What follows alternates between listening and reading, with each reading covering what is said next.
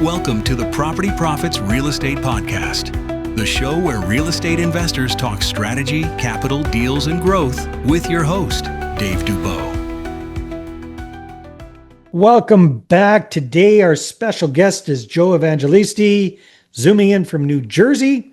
And Joe is a very experienced real estate investor and developer. That's what's going to be interesting today, is talking about developing properties, either from the ground up or doing some pretty major rehab. So Joe, welcome to the show. Great to have you.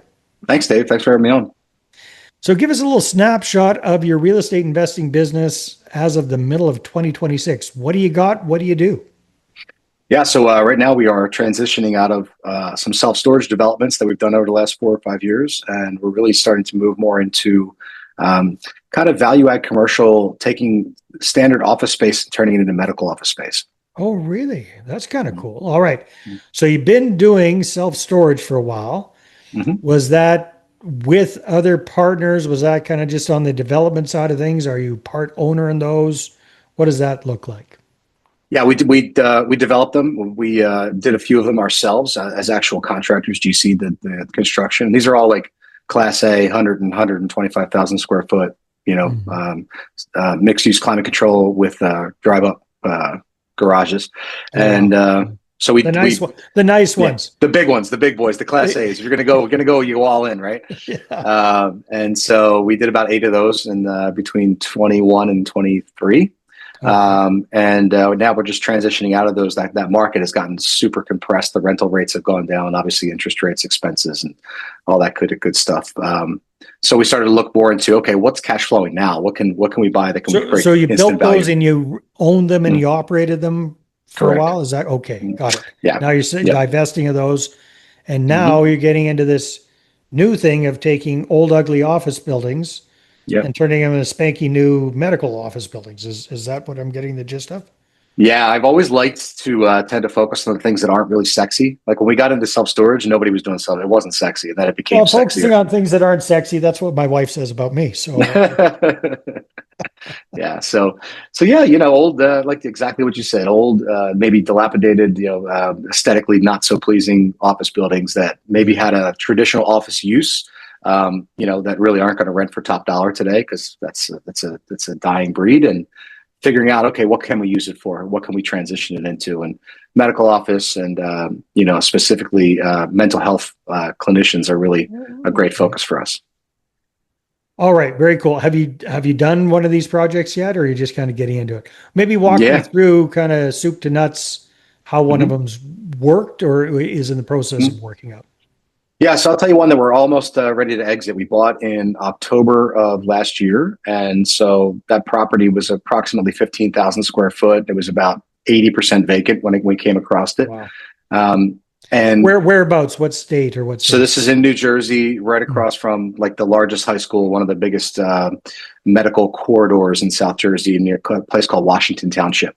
Okay. And I help a lot of like single family developers get into commercial. So the reason I say that is because a lot of that single family stuff relates to commercial stuff, but people don't really think about it that way, right? So like the same retiree or inherited property or things like that, that you deal with in the single family world happens in the commercial world all the time, but it's just not like a commonality, right? So we ended up landing this property by talking to one of our commercial brokers that I've been talking to for 15 years and saying, hey, what's on your plate? What kind of deal do you have? And he said, I have this one deal.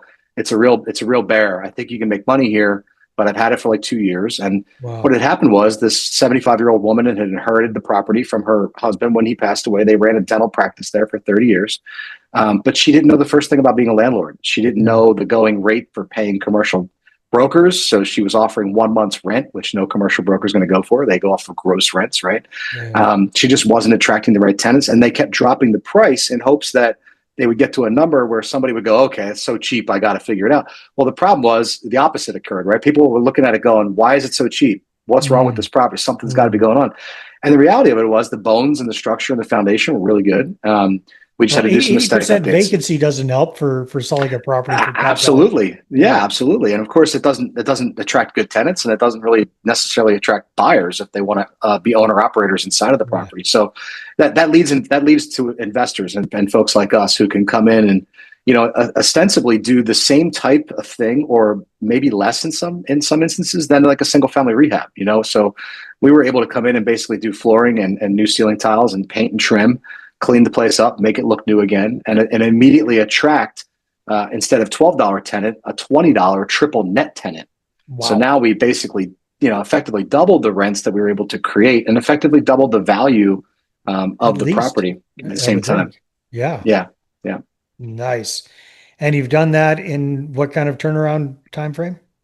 So that's about 6 months. And that's a little bit more complicated one than maybe 15 minutes, but we've actually got to a point where we're going to subdivide and condo that property and actually sell part of it to the tenant that took the back building, which is effectively going to take the building. We're all into this asset for right around 1.6. He wants to buy the back building for 1.2. So it's going to effectively almost turn a free building. Yeah, I mean, you really almost got. I got 2/3 of the building with about $600K in debt left over. Very nice. So, what's the exit strategy for this, or are you going to hold on to this baby long term? Yeah, I'm really into these for the long term. I love the triple net. I love the long term lease. Doesn't mean it goes without. It's not like it's super easy. You're still dealing with issues. We have ACs going bad, and my plumber's over there right now with a toilet clog, and it doesn't mean it's completely issueless, but after flipping hundreds and hundreds of single families, this is just, to me, it's the same amount of time and effort that you can turn into. If it's like that slow down to speed up mentality, right? I don't need to do 20 transactions a month to pay my bills. I can do 1 or 2 of these a year and make really good money. Nice. So that's kind of where you came from, is the flipping business back in the day? Yeah, from 2007, arguably the greatest time ever to get into real estate, to 2020. Arguably. We mostly did single family, and yeah, it was fun. It was a lot. It was transactional, but again, it really never helped me build long-term great wealth, because I just kept flipping. And it's a job. It looks like you're making money on paper, but at the end of the year, you're like, where's it all at, right? So it was a matter of how do we start to keep it and build it and slowly grow it over time. Man, this must be such a dream come true for you in many ways, because you talked about doing multiple flips a month. Like, I don't what volume of flips were you doing a month? Our last year we did 88 flips. 88 flips. So you're almost like 7 or 8 a month kind of thing, for crying out loud. Yeah, we were buying 6 to 10 a month sometimes. Oh God, So it was crazy. That sounds sexy, but it's a nightmare.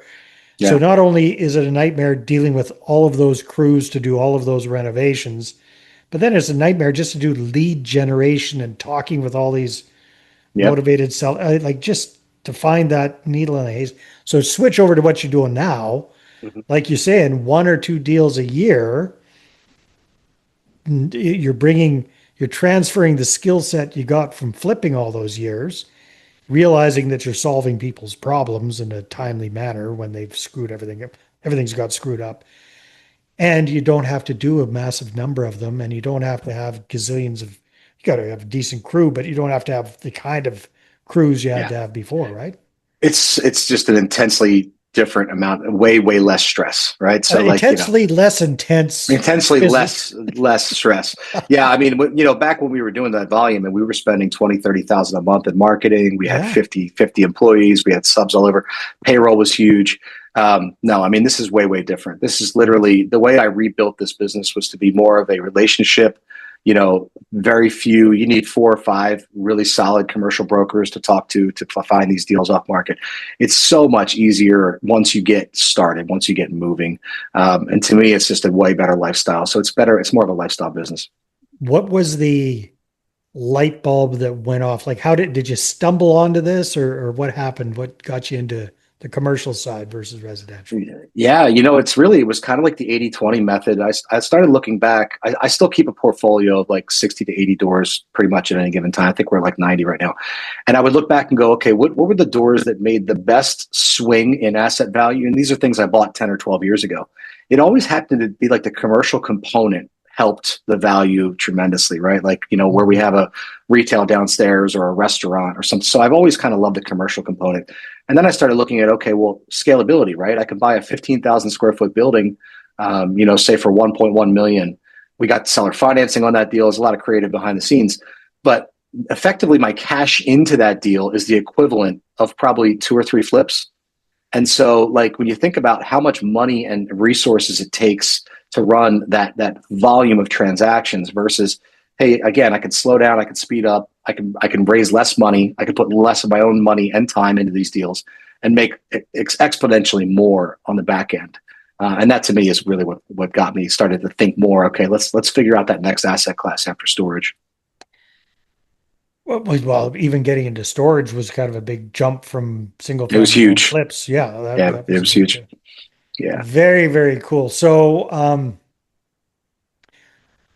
sounding like it's pretty rosy. It can't be all perfect. What are some of the No. pitfalls to this style of real estate Yeah, investment? can be more expensive. The first building that I'm bragging to you about, we probably spent 20, 30 grand more than we should have on HVAC upgrades that I never anticipated. We had a huge septic backlog that cost us a couple $1,000s to try to figure out, which turned out to be nothing. It was roots growing in one of the septic lines, and we thought it was something major.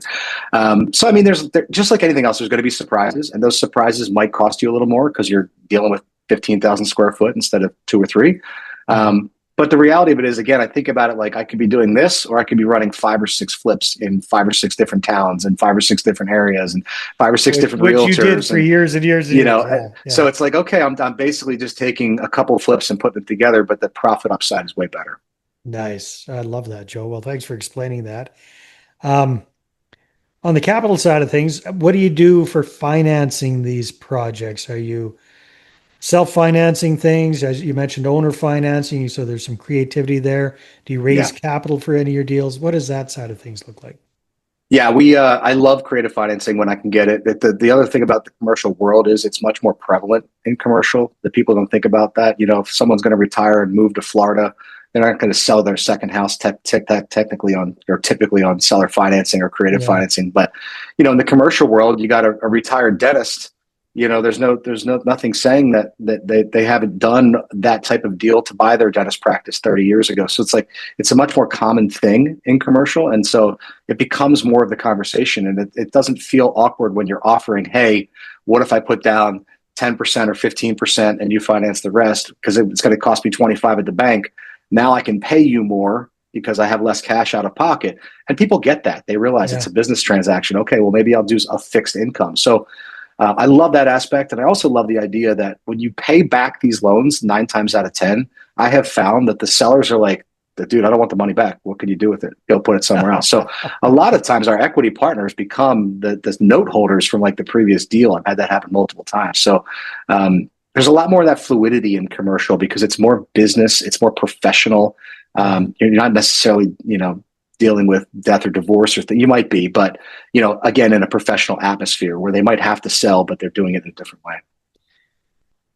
Yeah, I can see this just being comparatively a dream come true for you, man, for sure. Mm-hmm. Oh, cool. Yeah. Hey, Yeah. It's been great. congratulations on that. Yeah. And oops. Oh, sorry about that. Give me a sec.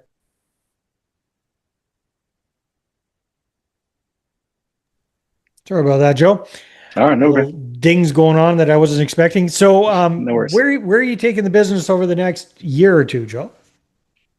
For me, it's getting in some different states. Right now we're doing a lot in New Jersey, but we're also exploring some different healthcare type facilities in different states with some really strong partners that are in that world already, and basically becoming their real estate arm and helping them go find good product, and so they can operate inside of that. It's kind of nice because then you have built-in tenants and you can take over with a lease in place and all that kind of good stuff.